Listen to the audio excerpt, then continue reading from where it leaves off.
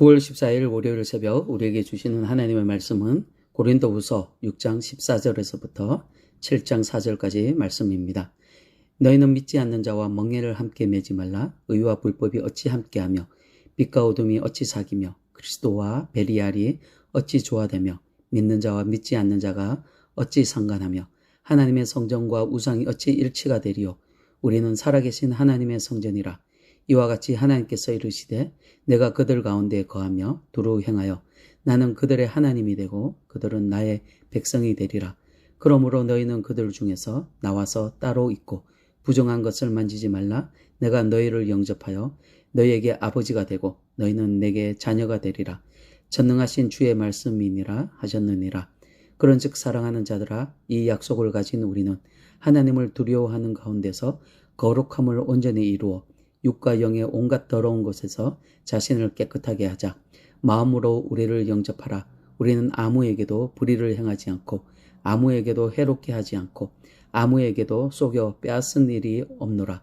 내가 이 말을 하는 것은 너희를 정죄하려고 하는 것이 아니라 내가 이전에 말하였거니와 너희가 우리 마음에 있어 함께 죽고 함께 살게 하고자 함이라.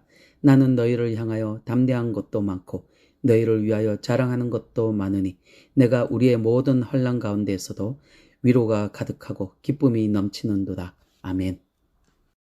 오늘 본문의 말씀은 설교 제목처럼 그리스도인으로서 함께하지 말아야 할 사람들에 대하여 말씀하고 있습니다. 본문 14절을 보시면 너희는 믿지 않는 자와 멍에를 함께 매지 말라. 의와 불법이 어찌 함께하며 빛과 어둠이 어찌 사귀며 라고 말씀합니다. 하나님께서는 믿지 않는 자와 함께 하지 말라고 말씀합니다. 그런데 중요한 것은 본문이 말하는 믿지 않는 자가 구체적으로 누구를 말하는 것인가 라는 것입니다. 바울이 말하는 믿지 않는 자의 그 기준이 무엇이냐라는 것인데요. 여기에는 세 가지 정도의 견해가 있습니다. 첫 번째로 바울이 말하는 믿지 않는 자들은 바로 바울의 적대자들을 말한다라는 그런 주장입니다. 다시 말해서 고린도 교회에 들어온 거짓 교사들을 말한다라는 것입니다. 그리고 두 번째 견해는 문자 그대로 믿지 않는 자, 하나님을 믿지 않는 불신자를 말한다라는 것입니다. 그리고 마지막으로 어떤 특정한 사람들을 뜻하는 것이 아니라 믿음의 순수성을 버리고 세상과 타협하지 말라는 그런 의미에서 믿지 않는 자라는 그런 말씀을 했다라는 것입니다. 이렇게 세 가지 견해를 보는데 여러분 세 가지 모두 타당성이 있는 것으로 보입니다. 그러나 첫 번째 바울의 적대자라는 견해는 본문 어디에서도 이를 뒷받침해주는 그런 말씀이 나오지 않습니다. 그래서 여기서 말하는 믿지 않는 자는 첫 번째 견해를 빼고 나머지 두 번째, 세 번째 견해로 보는 것이 맞습니다. 특히 두 번째 견해인 믿지 않는 자는 문자 그대로 하나님을 믿지 않는 불신자를 말하고 있다는 것입니다. 그렇다면 여기서 또 중요한 것이 하나 더 있습니다. 믿지 않는 자와 멍에를 함께 매지 말라라고 말씀하고 있는데 여기서 말하는 멍에의 범위가 어디까지냐라는 것입니다. 믿지 않는 자와 사귐에 있어서 어디까지 가능하냐라는 그런 말씀입니다. 여러분 믿지 않는 자와 멍에를 함께 매지 말라는 이 말씀은 사회적 모든 교류를 도통하지 말라고 말씀하고 있는 것입니까? 아니면 우리가 이 말씀을 보면서 항상 생각하는 것은 결혼에 국한해서 그렇게 생각을 합니다. 그렇다면 여러분 성경은 믿지 않는 자와 믿는 자가 이렇게 결혼하는 것을 금하는 것은 맞습니다. 그런데 그럼에도 불구하고 불신자와 결혼을 하는 사람들이 있습니다. 아니면 불신자 둘이 만나서 결혼했는데 그 중에 한 사람이 예수님을 믿게 됩니다. 하지만 상대방은 여전히 불신자입니다. 그렇다면 이 두 사람은 멍에를 함께 매지 말라는 말씀 때문에 이혼을 해야 합니까? 오늘 본문은 그것을 말씀하고 있는 것입니다. 고린도전서 5장 9절에서 10절까지의 말씀을 보시면 내가 너희에게 쓴 편지에 음행하는 자들을 사귀지 말라 하였거니와 이 말은 이 세상에 음행하는 자들이나 탐하는 자들이나 속여 빼앗는 자들이나 우상 숭배하는 자들을 도무지 사귀지 말라 하는 것이 아니니 만일 그리하려면 너희가 세상 밖으로 나가야 할 것이라 라고 말씀합니다. 여러분 우리는 예수님을 믿음으로 하나님 나라 백성이 되었지만 여전히 이 세상 속에서 살아가야 하는 그런 사람들입니다. 그래서 세상 사람들과 교제하지 않는다라면 우리는 이 세상을 떠나서 세상 밖에서 나가서 살아가야 합니다. 어디 깊은 산속에 들어가 우리끼리 움막을 짓고 살아가야 합니다.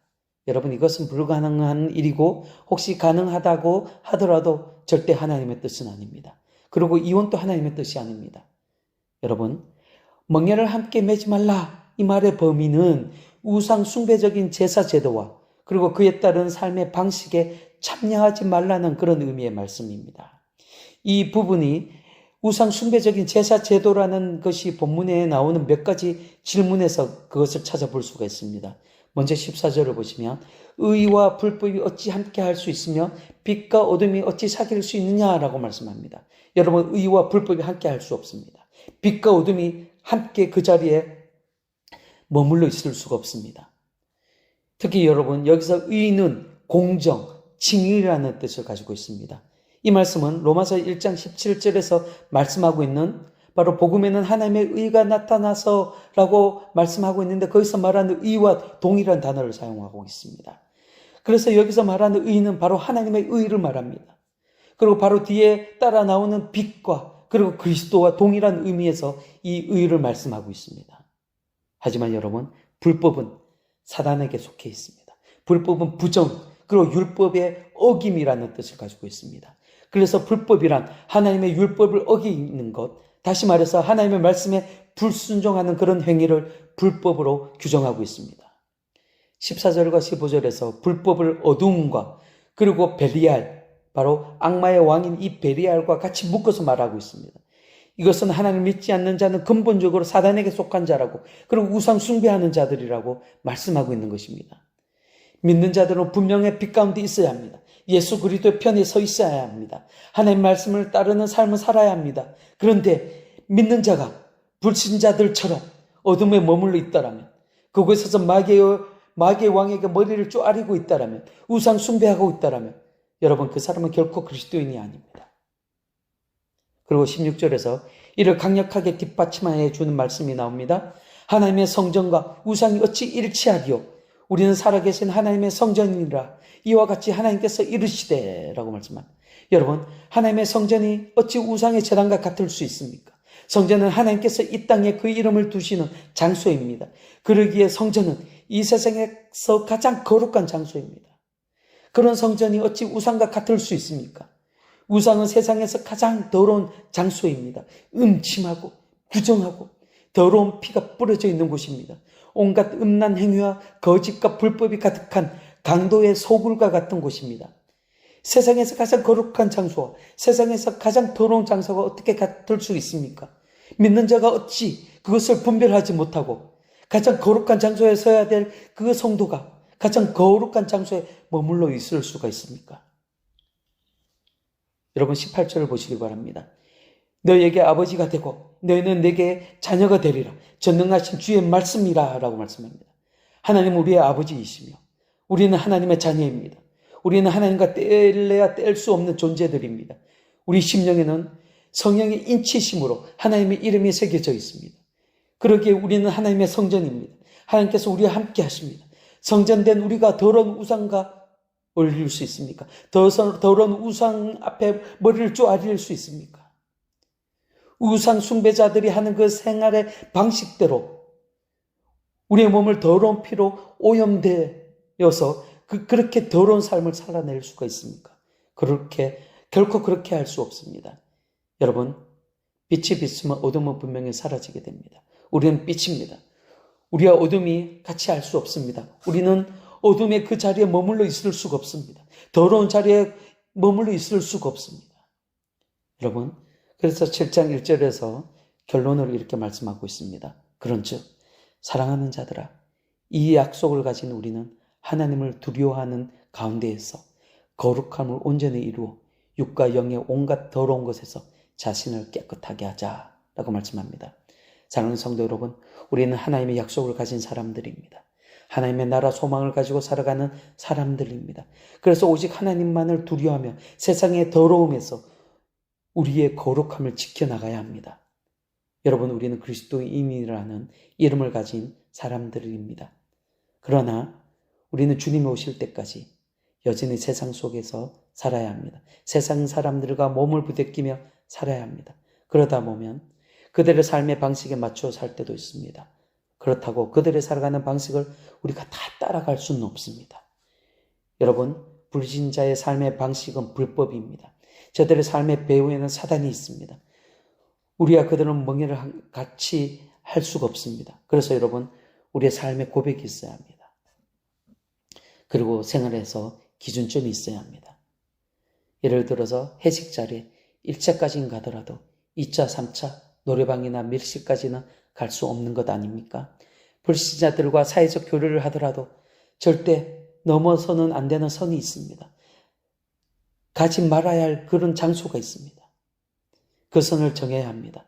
하나님께 기도하고 말씀 안에서 여러분의 기준을 세울 수 있기를 바랍니다. 여러분, 이제 말씀을 정리합니다. 여러분, 죄의 유혹을 이겨내지 못하면 결코 죄로부터 돌이킬 수 없습니다. 죄의 미끼를 조금씩 뜯어먹거나 아니면 죄의 주변에서 맴돌거나 아니면 죄의 덫을 만지작거리면 여러분 분명히 죄에 걸려듭니다. 그래서 여러분에게 기준점이 확실하게 서 있어야 합니다. 여러분, 가지 말아야 할 곳, 하지 말아야 할 것, 보지 말아야 할 그것 확실하게 정하셔서 그것이 기준이 되어서 죄로부터 승리하는 여러분들이 되시기를 주님의 이름으로 축원드립니다. 아멘.